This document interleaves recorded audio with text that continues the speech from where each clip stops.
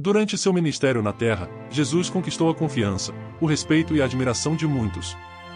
Sua sabedoria, seus ensinamentos, sua compreensão das Escrituras, e principalmente, a maneira como tratava as pessoas, fizeram com que multidões o seguissem.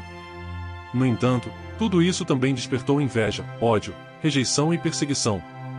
Talvez a pessoa que mais tenha sentido esses sentimentos negativos em relação ao Filho de Deus tenha sido um homem chamado Caifás, que era o sumo sacerdote do templo naquela época, ou seja, a figura religiosa mais importante do povo de Deus, responsável por entrar no Santo dos Santos e oferecer os sacrifícios do povo judeu ao Senhor.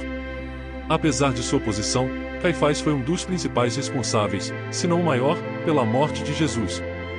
Neste vídeo, vou te mostrar o terrível fim desse homem tão perverso e maldoso, que, em vez de ser o primeiro a reconhecer Jesus como o Messias tão esperado, acabou entregando-o ao Império Romano para que fosse crucificado. Tenho certeza de que os últimos capítulos da vida de Caifás vão te surpreender e impactar. Mas antes de começar, peço que você se inscreva no meu canal. Basta clicar no botão inscrever-se aqui embaixo do vídeo. Ao lado, você verá um sininho, ative-o também para receber em primeira mão os próximos vídeos. Pronto? Então vamos começar. Para falar sobre o fim da vida do sumo sacerdote Caifás, primeiro precisamos entender quem ele foi, qual era seu papel na sociedade daquela época e, especialmente, todo o contexto religioso e político que envolvia o Império Romano e o povo judeu nos tempos de Jesus. É importante lembrar que nem todas as informações contidas neste vídeo estão registradas na Bíblia. Muitas foram reunidas por teólogos especializados nos acontecimentos políticos e culturais do Império Romano no tempo de Cristo, com base em anos de estudos e em documentos históricos encontrados nas ruínas romanas e da antiga Jerusalém. Cristo veio ao mundo em um período em que Israel e Judá já não estavam mais divididos como nos tempos do Antigo Testamento. A região fazia parte do Império Romano e era conhecida como Judeia. Essa ocupação imposta por Roma instituiu um sistema de governo centralizado que piorou a vida do povo, com a imposição de altos impostos e a criação de leis que praticamente escravizavam os judeus sob o domínio do imperador. Nesse cenário tenso, surgiram dois líderes religiosos influentes, Anás e Caifás, ambos sumos sacerdotes do Templo de Jerusalém. Além de questões religiosas, como os sacrifícios e as celebrações anuais, eles também administravam o comércio e as finanças do templo.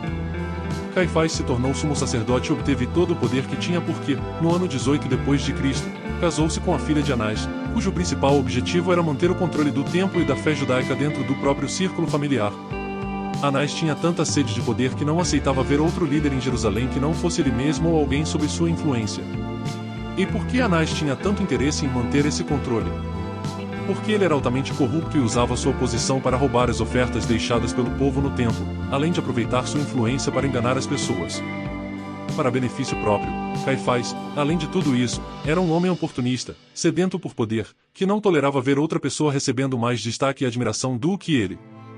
Também era muito inteligente e sabia lidar com as autoridades políticas romanas, o que lhe garantiu o respeito do império. No entanto, tanto Caifás quanto Anás não aprovavam a forma como os romanos governavam a Judeia. Mas, com medo de perder seus privilégios, eles agiam de acordo com a vontade do império. Faziam o necessário para manter a ordem entre os judeus e impedir qualquer tipo de revolta contra o imperador. É dentro desse contexto que podemos entender as ações de Caifás e Anás com relação à prisão, julgamento e crucificação de Jesus. Eles também faziam parte de uma seita que não acreditava na ressurreição dos mortos nem no juízo final, dois ensinamentos centrais que Jesus transmitia aos seus seguidores.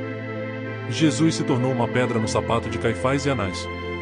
Seus milagres e ensinamentos atraíam cada vez mais judeus para a fé que mais tarde se tornaria o cristianismo.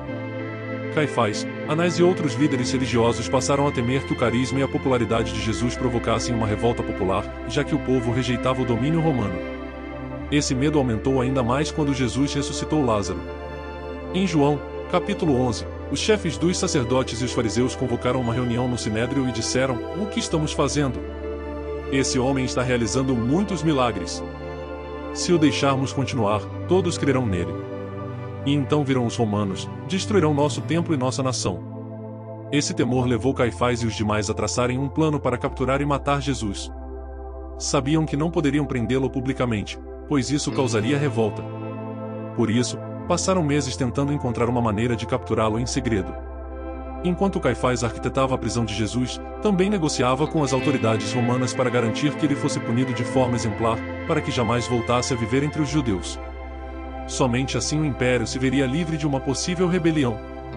Foi então que Caifás e Anás viram, na ganância de um dos discípulos, a oportunidade perfeita.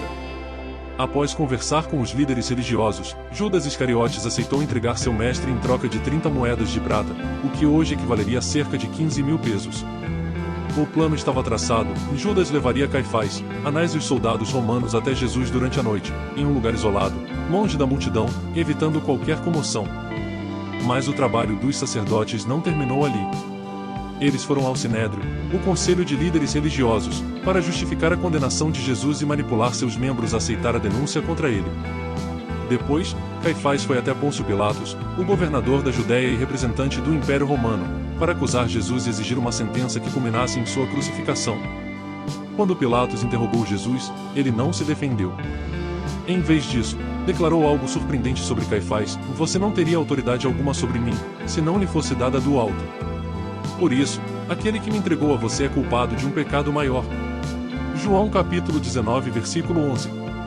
Jesus deixou claro que Caifás sofreria graves consequências, pois não estava apenas indo contra um homem inocente, estava se levantando contra o próprio Filho de Deus. Como Pilatos não via em Jesus nenhum perigo para Roma, nem encontrava nele culpa que merecesse a morte, Caifás, Anás e os outros religiosos instigaram o povo a exigir a crucificação. Pilatos ofereceu soltar Barrabás, um criminoso perigoso, no lugar de Jesus, mas o povo, inflamado, rejeitou a proposta. Pilatos então lavou as mãos. E Cristo foi condenado e crucificado. Contudo, a história entre Caifás e Jesus não termina aí. Após a ressurreição de Cristo, no terceiro dia, Caifás se recusou a aceitar que ele era o Messias e que havia ressuscitado, mesmo tendo visto a terra tremer, o sol se escurecer e o véu do templo se rasgar ao meio, exatamente como as Escrituras haviam profetizado. Caifás e Anás não apenas negaram a ressurreição, como também perseguiram, prenderam, torturaram e até mataram aqueles que proclamavam que o Messias havia vindo, se entregado e ressuscitado. Entre as vítimas estava Estevão, um dos primeiros diáconos da igreja primitiva, que foi apedrejado em praça pública por declarar sua fé em Jesus. Mas Caifás não imaginava que seus dias de glória e poder estavam prestes a acabar. Cerca de 3 anos após a morte e ressurreição de Jesus, o Império Romano descobriu que Caifás usava seu cargo para roubar o dinheiro do templo e lucrar com os impostos cobrados dos judeus. Por isso, ele foi deposto, julgado e condenado por traição. Historiadores acreditam que ele recebeu pena de morte. Antes de ser levado a Roma para ouvir sua sentença, teria sido açoitado e morrido em decorrência dos ferimentos.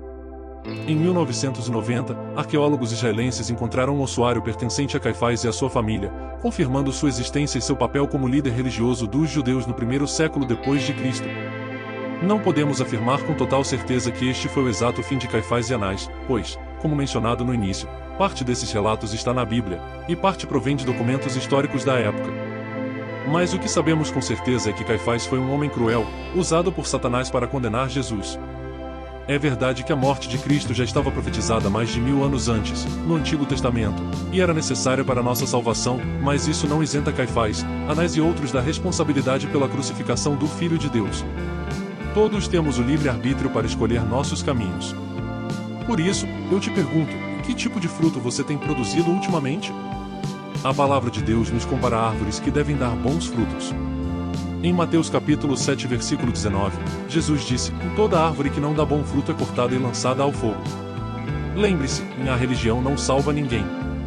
Caifás e Anás eram sumos sacerdotes, líderes espirituais do povo de Deus, mas nunca tiveram um verdadeiro encontro com Jesus. O meu desejo hoje é que você peça ao Espírito Santo que revele ao seu coração quem Jesus realmente é, e o que ele significa na sua vida. Deixe um comentário contando o que essa mensagem significou para você. Sua experiência pode ajudar outras pessoas, que estão passando por desafios semelhantes.